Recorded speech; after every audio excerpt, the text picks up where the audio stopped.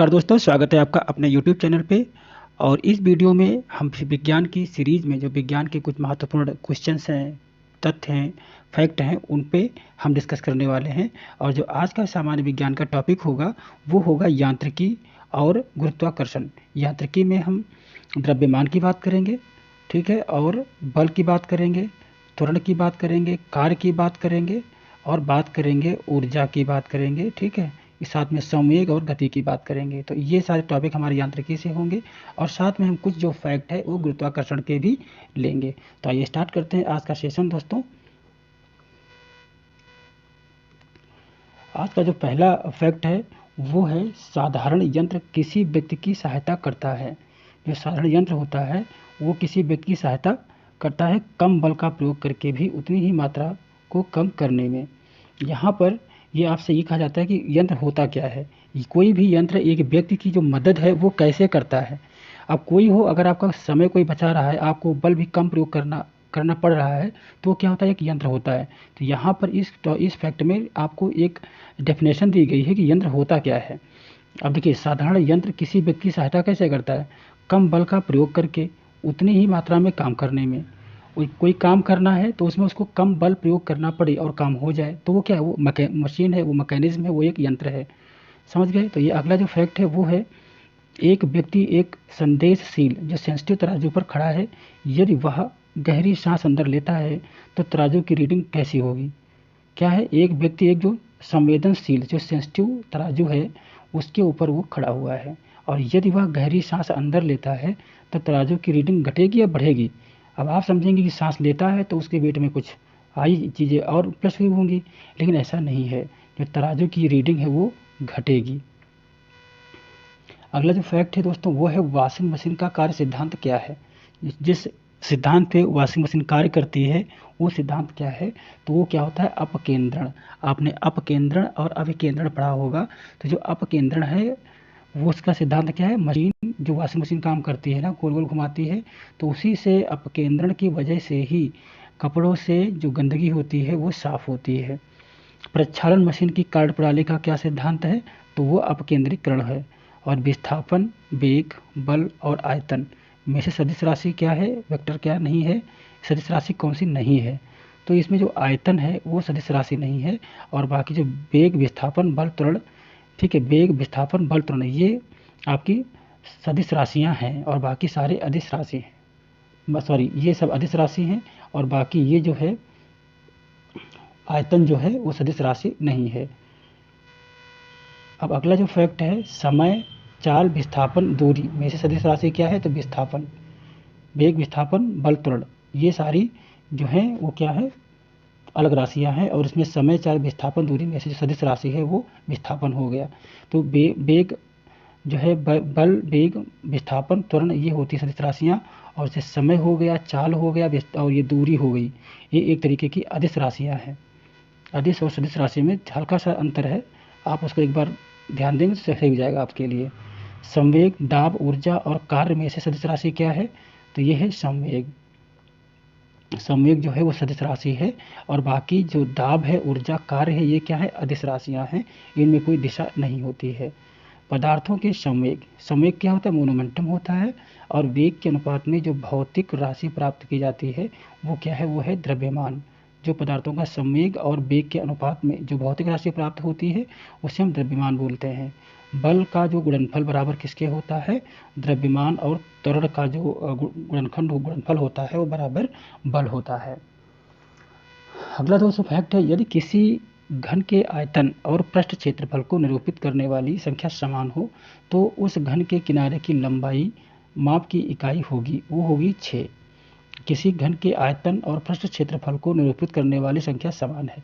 अगर कोई घन है उसका जो आयतन वो और जो पृष्ठ का क्षेत्रफल है, इन दोनों को बताने वाली संख्या समान है, एक जैसी है।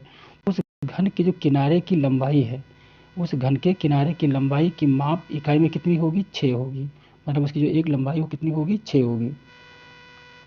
ऊर्जा संरक्षण का आशय है ऊर्जा का ना तो सृजन हो सकता है और ना ही विनाश। मतलब ऊर्जा जो है वो अपने आप में शाश्वत है, इसको ना आप पैदा कर सकते हैं और ना इसको आप खत्म कर सकते हैं। इसे हम क्या बोलते हैं, ऊर्जा का संरक्षण नियम। ठीक है, जो ऊर्जा संरक्षण का नियम है वो यही है कि आप ऊर्जा को ना तो पैदा कर सकते हैं और ना उसे आप खत्म कर सकते हैं। ऊर्जा हमेशा थी, हमेशा रहेगी, बट वो होती क्या है, वो एक रूप से दूसरे रूप में परिवर्तित होती है बस। हवाओं की ऊर्जा क्या होती है, केवल गतिज ऊर्जा होती है हवा में। वायु शक्ति, जिसे विंड पावर बोलते हैं, में ऊर्जा का जो रूप विद्युत ऊर्जा में परिवर्तित होता है वो क्या है, गतिज ऊर्जा। अब देखो, जो वायु शक्ति है विंड पावर में, एक जो ऊर्जा होती है विंड पावर में, जो हवा में जो शक्ति होती है, वो से जो विंड पावर होता है, मशीन होती है, उसे विद्युत ऊर्जा में कन्वर्ट कर देती है। तो जो गतिज ऊर्जा होती है वो कन्वर्ट होती है विद्युत ऊर्जा में, क्योंकि हवा में कौन सी ऊर्जा होती है, गतिज ऊर्जा होती है।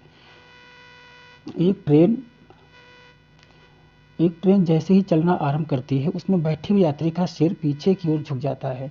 इसका कारण क्या है, इसका कारण है जड़त्व का नियम। जब आप बस में बैठे होते हैं, बस वाला अचानक ब्रेक मारता है तो आप आगे को झुक जाएंगे, वो अचानक चल देता है तो आप पीछे को झुक जाएंगे। यह आपके जड़त्व का नियम है।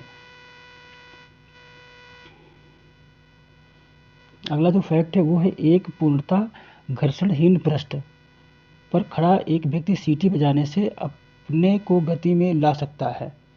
ये क्या है, घर्षणहीन, जहाँ पे घर्षण है ही नहीं, एकदम चिकना सपाट कोई सरफेस है, सतह है, उसके ऊपर एक व्यक्ति खड़ा है और वो अगर सीटी बजाए तो भी वो अपने आप में गति ला सकता है, ऐसा ये कारण कथन कह रहा है।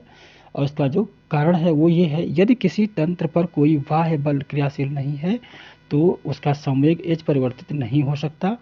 अब देखो, ये तो बात सही है कि जो घर्षण विहीन पृष्ठ है उस पर आप सीटी बजाएंगे तो आप उसके प्रेशर से पीछे को जा सकते हैं, और वैसे ही किसी तंत्र पर कोई बाह्य कार्य क्रियाशील नहीं है तो उसका जो संवेग है वो परिवर्तित नहीं हो सकता।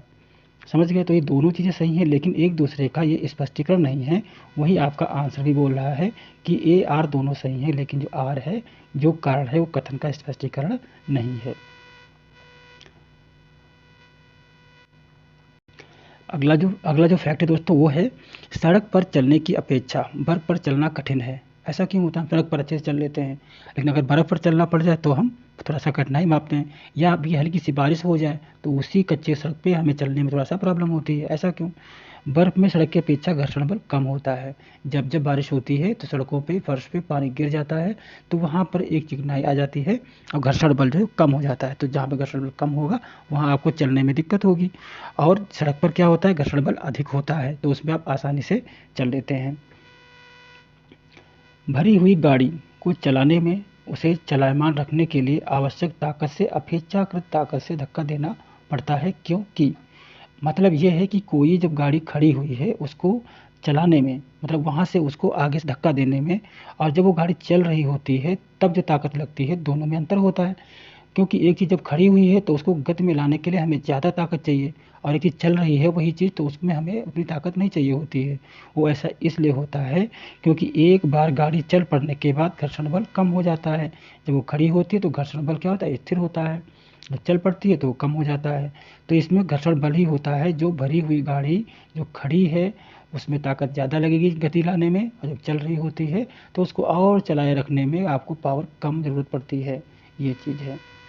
अगला जो फैक्ट है दोस्तों वो है कि एक मनुष्य स्थिर नाव से 5 मीटर प्रति सेकंड की चाल से कूदा, ठीक है, और नाव आधा मीटर प्रति सेकंड की चाल से खिसकी, तो नाव का जो द्रव्यमान है वो मनुष्य के द्रव्यमान का कितना होगा, तो 10 गुना होगा। ये क्वेश्चन ये कह रहा है कि एक मनुष्य है जो एक नाव पानी में है, उस पर 5 मीटर प्रति सेकंड की चाल से वो कूद गया, तो उतने ही आधा मीटर प्रति सेकंड की चाल से जो नाव है पीछे खिसकेगी, तो नाव का जो द्रव्यमान है वो कितना होगा, तो वो 10 हो जाएगा, उसका 2 गुना हो जाएगा। एक ट्रक और एक कार, एक मोटरसाइकिल की गतिज ऊर्जाएं समान हैं। यदि समान अवरोधक बल लगाया जाए तो वे क्रमशः एक्स वाई जेड दूरी पर रुकें, तो अब रुकेंगे तो क्या होगा, एक्स बराबर वाई बराबर जेड, मतलब तीनों चीज़ें आपस में समान ही होंगी। एक व्यक्ति कार में जो विराम से बैठा है, मतलब विराम अवस्था में बैठा हुआ है, सड़क से कार के 4 पहियों में से प्रत्येक पर प्रतिक्रिया आर है, और जब कार सीधी समतल गति सड़क पर चलेगी तो आगे वाले पहियों में प्रत्येक पर प्रक्रिया क्या होगी, आर से कम होगी। समझ गए, जब आराम से बैठा होता है तो उसका जो बल होता है चारों पहियों पर होता है, लेकिन जब वो चलना शुरू करती है तो आगे के पहियों पे लोड कम हो जाता है, ये कहने का मतलब है। तेल से अंशतः भरा हुआ तेल का टैंकर समतल सड़क पर आगे की ओर एक समांतर से जा रहा है, तो तेल का जो मुक्त पृष्ठ है वो क्या होगा, परिवलयी वक्र का आकार लेगा। तेल से अंशतः भरा हुआ तेल का एक टैंकर समतल सड़क पर आगे की ओर चल रहा है, तो क्या होगा, तेल का जो मुक्त पृष्ठ है परिवलयी, मतलब समुद्र में जो लहरें आती है ना, वैसे ही लहरें उसके अंदर बनेंगी, ये ऐसा कहने का मतलब है। अब इस पर विचार करना है। एक तीक्ष्ण वृत्ताकार पथ पर तीव्र गति से जाता हुआ 4 पहियों वाला जो वाहन है, उसमें क्या होगा, एक तीक्ष्ण वृत्ताकार पथ पर जो तीव्र गति से चलता हुआ 4 पहियों वाला वाहन है, जैसे जो वृत्ताकार रास्ता है उसके ऊपर चौपहिया गाड़ी तेजी से जा रही है, तब क्या होगा, बाहरी पहियों पर उलट जाएगा, जो बाहर के पहिए होंगे उसके ऊपर पलटेगा वो, या अंदर के पहियों पर उल्टेगा।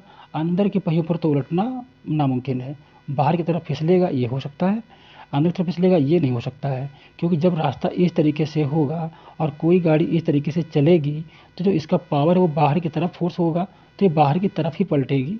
ठीक है, समझ गए, तो ये चीज़ है। तो इसमें मोड़ पे इसीलिए जो रोड है तिरछा बनाई जाती हैं, तो ये बाहरी पहियों पर ही उल्टेगा और बाहर की तरफ ही फिसलेगा। तो 2 और 3 इसमें सही बता रहा है, अंदर के पहियों पर उल्टेगा पॉसिबल नहीं है, ये गलत है, आपका पहला और तीसरा ही सही है।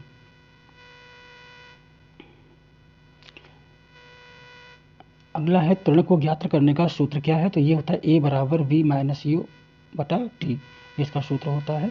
अगला जो क्वेश्चन दोस्तों वो है, वो वैज्ञानिक जिसने न्यूटन से पूर्व ही बता दिया था कि सभी वस्तुएं पृथ्वी की ओर गुरुत्वाकर्षित होती हैं।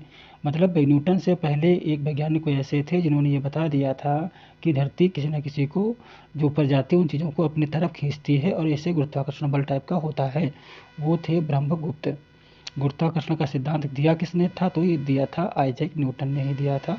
गुरुत्वाकर्षण के सार्वभौमिक नियम का जो प्रतिपादन किया किसने, न्यूटन ने। अंतरिक्ष यात्री निर्वात में सीधे खड़े नहीं रह सकते क्योंकि वहाँ पे गुरुत्वाकर्षण बल नहीं होता। अंतरिक्ष यान जो चक्कर लगा रहा है उससे एक अगर सेब छोड़ दिया जाए तो क्या करेगा, वो नीचे गिरेगा, नीचे नहीं गिरेगा। अंतरिक्ष यान की गति के साथ साथ गतिवान होगा क्योंकि वहाँ गुरुत्वाकर्षण बल तो होगा नहीं अंतरिक्ष में, तो जिस स्थिति में उसको छोड़ा जाएगा वो उसी यान के साथ साथ चक्कर लगाता रहेगा। यही कारण है कि ऐसे ही जो हमारे सेटेलाइट्स हैं, उपग्रह हैं, वो इसी नियम पे काम करते हैं। पीसा की झुकी हुई मीनार आप सब जानते हैं, और ये गिरती क्यों नहीं, इसका कारण क्या हो सकता है, इसका कारण ये है कि जो गुरुत्व केंद्र से जाने वाले ऊर्ध्वाधर लाइन है वो रेखा तल के अंदर ही रहती है। मतलब अगर वो बिल्डिंग ऐसे बनी हुई है तो उसका बेस ये है, अगर इसका हम ये ले तो ये इस रेखा के अंदर ही आएगा। ये चीज़ कह रहा है जो गुरुत्वाकर्षण केंद्र है वो होता है, तो वो इस रेखा के अंदर है तो इसलिए बिल्डिंग ये नहीं गिरती। यदि पृथ्वी और सूर्य की दूरी जो उसके स्थान पर दोगुनी होती है तो सूर्य द्वारा पृथ्वी पर गुरुत्वाकर्षण बल जो पड़ता है वो होता है। यदि पृथ्वी और सूर्य की दूरी जो है उसके स्थान पर दोगुनी होती, मतलब पृथ्वी है और जो सन है उसका दूरी जो भी है, अगर ये चीज़ें कम होती, जितनी जितनी है इसे डबल हो जाती, तो सूर्य द्वारा पृथ्वी पर गुरुत्वाकर्षण बल जो पड़ता वो क्या होता, जो अब जितना है उसका चौथा भाग होता। अगर अब 100% है तो बाद में क्या 25% हो जाता। ये चीज़ें हैं, जितना अभी है उसका चौथा हो जाएगा अगर पूरी दूरी तुमने दोगुनी कर दी। जब कोई वस्तु ऊपर से गिराई जाती है तो उसका भार होता है अपरिवर्तित। आप कोई चीज़ ऊपर से गिरा दो तो उसके वेटेज में, भार में कोई परिवर्तन नहीं होगा, वो वैसे रहेगा। अगला जो फैक्ट है दोस्तों वो है, लकड़ी, लोहे व मोम के समान आकार के टुकड़े अगर समान ऊंचाई से पृथ्वी पर गिराया जाता है तो सर्वप्रथम पृथ्वी की सतह पर कौन पहुंचेगा। लकड़ी हो गया, लोहा हो गया और हो गया मोम, ये 3 जो हैं टुकड़े समान आकार के हैं, समान ऊंचाई से ये पृथ्वी पर गिराए जाते हैं, तो सर्वप्रथम पृथ्वी की सतह पर कौन पहुंचेगा, तो इसमें से सर्वप्रथम कोई नहीं पहुंचेगा, सभी साथ साथ में पहुंचेंगे। चाहे लकड़ी हो, चाहे मोम हो और चाहे लोहा हो, ये तीनों के टुकड़े हैं वो क्या करेंगे, एक ही साथ साथ में पहुंचेंगे। अगला जो फैक्ट है वो हवा में लोहे की लकड़ी के समान भार की गेंद को समान ऊंचाई से गिराने पर क्या होगा, लकड़ी की गेंद बाद में गिरेगी। अगर हवा में लोहे और लकड़ी के समान भार की गेंद को गिराया जाता है तो जो लकड़ी की गेंद है वो बाद में गिरेगी और लोहे की गेंद उस पहले ही गिर जाएगी, क्योंकि उसका जो गुरुत्वाकर्षण है वो ज़्यादा होगा। ठीक है, क्योंकि जितना द्रव्यमान होता है उसके हिसाब से उसका गुरुत्वाकर्षण बल भी होता है। अगला फैक्ट है, दो गेंद ए और बी, एक 10 किलोग्राम की है, एक 1 किलोग्राम की है। उन्हें 20 मीटर की ऊंचाई से एक साथ गिराया जाता है। तो क्या होगा कि भूमि पर दोनों गेंदें ए और बी एक साथ में पड़ेंगी, एक ही साथ में दोनों पहुंचेंगी। ठीक है, दो गेंदें हैं ए और बी, एक 10 किलो की, एक 1 किलोग्राम की है। मतलब ये चीज़ है कि वो दोनों एक ही चीज़ की बनी हुई हैं, तो उनका लगभग जो द्रव्यमान टाइप का होता है वो सेम रहेगा, तो दोनों भी साथ साथ पहुँचेंगी। पिछले वाले में क्या था कि एक लोहे का बना हुआ था, एक लकड़ी का बना हुआ था, तो लकड़ी की अपेक्षा लोहा है वो ज़्यादा जल्दी आएगा, लकड़ी बाद में गिरेगी। अब इस प्रकार से इसमें क्या है कि दो गेंदें हैं, जिसका जो एक 10 किलोग्राम की, एक किलोग्राम की है, तो वो भी क्या होगा कि उसी के हिसाब से दोनों एक एक साथ में पहुँचेंगी। अब यहाँ पर जो नेक्स्ट फैक्ट है वो है कथन और कारण से। तो कथन है, चंद्रमा पर मानव की वजन पृथ्वी की तुलना में 1/6 रहता है। कारण क्या है, चंद्रमा पर पृथ्वी की तरह गुरुत्वाकर्षण नहीं है। अब इसमें कह रहा है कि जो कथन है वो सही है, लेकिन जो कारण है वो गलत है। चंद्रमा पर गुरुत्वाकर्षण तो है, तो ये कारण इसका गलत हो जाता है।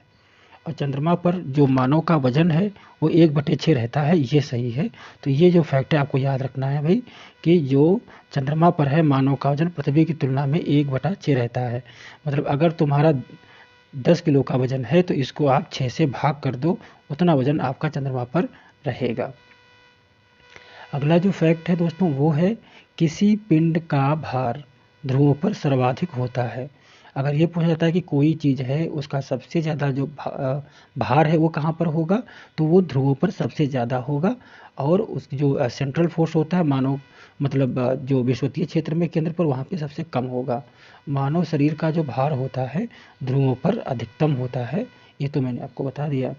अब इसके बाद जो अगला जो फैक्ट है वो अगला है कि यदि पृथ्वी का द्रव्यमान वही रहे और त्रिज्या 1 सेंटीमीटर कम हो जाए, तब पृथ्वी के तल पर जो जी है, गुरुत्वाकर्षण है, उसका मान क्या होगा, वो 2% बढ़ जाएगा। पृथ्वी का द्रव्यमान समान रहेगा और त्रिज्या अगर 1% कम हुई तो 2% बढ़ जाएगा गुरुत्वाकर्षण।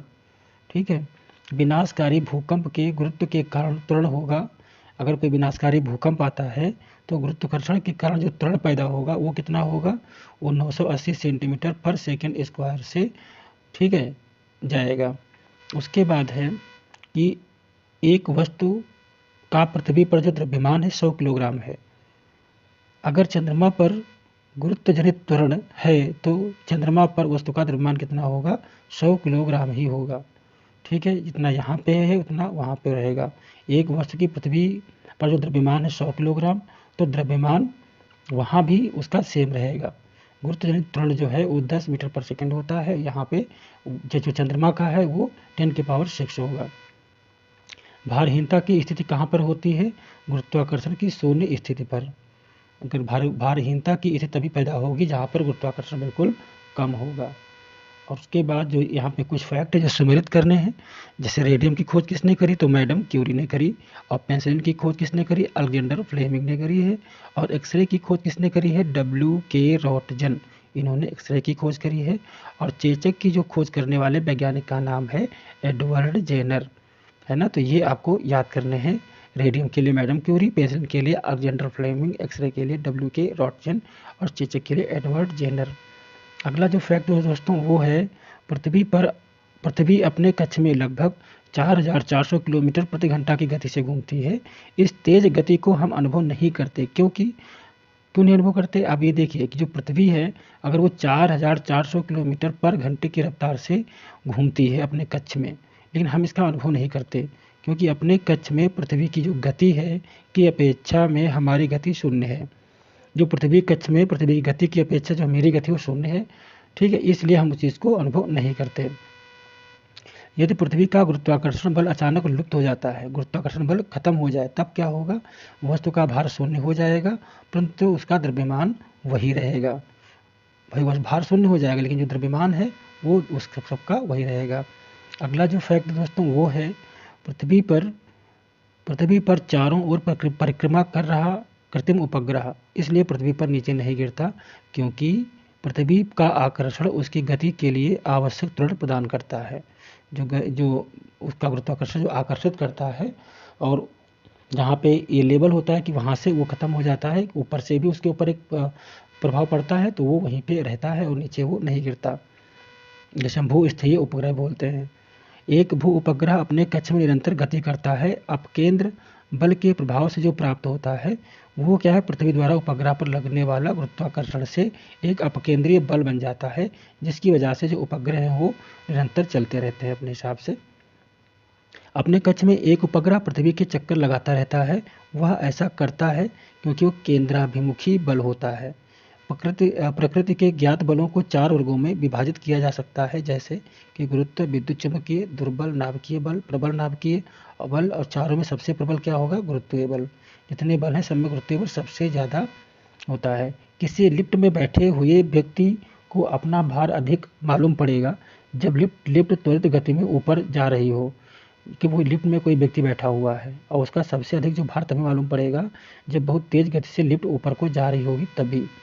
लोलक की जो कालावधि है, टाइम पीरियड होता है, वो कितना होता है, वो लंबाई के ऊपर निर्भर करता है।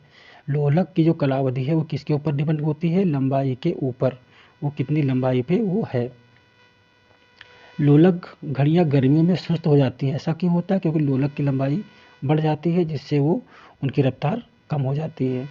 एक लड़की झूले पर बैठी स्थिति में झूला झूल रही है। उस लड़की के खड़े हो जाने पर जो प्रदोल आवर्तकाल है वो क्या होगा, कम हो जाएगा। ये यहाँ पे डालती है झूला था, यहाँ बैठी हुई थी, वो जब खड़ी होगी तो उसका सीधे सी बात है कि जो लोलक है उसकी लंबाई कम हो जाएगी, है ना। तो इस वजह से आवर्तकाल जो है वो कम हो जाएगा, ये कहने का मतलब है। अगला जो क्वेश्चन है वो है, एक सामान्य दोलक दोलन चल रहा है। ऐसे में जब गोला मध्य स्थान से गुजरता है तो त्वरण शून्य रहता है। हर आवर्तन में गोलक 2 बार किसी एक निर्दिष्ट वेग को प्राप्त करता है। दोलन के दौरान जब गोला चरम स्थिति पर पहुंचता है तो उसकी गति और त्वरण दोनों शून्य होते हैं। सामान्य दोलक का दोलन आयाम समय के साथ साथ कम होता जाता है। तो इसमें से जो राइट ऑप्शन हो जाएगा वो हो जाएगा 1 और 2 और 4, ये आपके सही हैं। जब गोला माध्य स्थान से गुजरता है त्वरण शून्य हो जाता है, उस समय बीच में शून्य होता है। ये कह रहा है कि मान लो यहाँ पर ये इस प्रकार से कोई चीज़ यहाँ तक दोलन कर रही है तो यहाँ पर वो वेग उसका शून्य होगा। और हर आवर्तन में गोलक 2 बार किसी एक निर्दिष्ट वेग को प्राप्त करता है। जब यहाँ पहुँचेगा तो यहाँ से यहाँ जाने के लिए बल प्राप्त करेगा, और जब यहाँ पहुँचेगा तो यहाँ से यहाँ जाने के लिए ये बल प्राप्त करेगा। उसके बाद जो चौथा है वो कह रहे सामान्य दोलक का दोलन आयाम समय के साथ साथ कम होता जाता है, धीरे धीरे स्पीड कम ही होगी। पेंडुलम घड़ी तीव्र गति से चल सकती है, कब, शीतकाल में। क्यों, क्योंकि वही सेम चीज़ होगा कि जो पेंडुलम होगा, जो इसकी लंबाई यहाँ पे है, ये चीज़ ये ठंड में क्या होगी, कम हो जाएगी, ठीक है, सिकुड़ जाएगी। तो इसलिए क्या होगा कि शीतकाल में घड़ियों की जो गति है वो तीव्र हो जाती है। पृथ्वी का जो पलायन वेग है वो क्या होगा, 11.2 किलोमीटर पर सेकेंड। मतलब ये है कि अगर इस स्पीड से किसी को पृथ्वी से आसमान की तरफ फेंका जाए तो जो पृथ्वी के आसपास जो आवरण होते हैं वो उससे बाहर निकल जाएगा और पृथ्वी पर कभी वापस नहीं आएगा। तो इसको हम क्या बोलते हैं, पलायन वेग बोलते हैं, है ना, जो होता है 11.2 किलोमीटर पर सेकेंड। अगर किसी वस्तु को 8 किलोमीटर पर सेकेंड के वेग से अंतरिक्ष में फेंका जाए तो क्या होगा, वह वापस पृथ्वी पर आ गिरेगी। 8 किलोमीटर पर सेकेंड से कोई मतलब नहीं होता। अगर 11.2 किलोमीटर की स्पीड से फेंका जाए तो वापस नहीं आएगा, और इससे नीचे रहेगा तो वो हमेशा पृथ्वी पर वापस आके गिरेगा। अगला फैक्ट है, चंद्रमा पर वायुमंडल नहीं होने का जो कारण है वो क्या हो सकता है, इस पर गैस अणुओं का पलायन वेग उसके वर्ग माध्यमूल वेग से कम होता है, इसीलिए यहाँ पे वायुमंडल चंद्रमा पे नहीं होता है। ये था आज का लास्ट क्वेश्चन। और चैनल को सब्सक्राइब कीजिए, अगर वीडियो आपको अच्छा लगा है तो इसे शेयर भी कीजिए, और नए टॉपिक के साथ में मिलते हैं अगले वीडियो में। तब तक के लिए जय हिंद, वंदे मातरम। तैयारी अपनी करते रहिए, एग्जाम आपके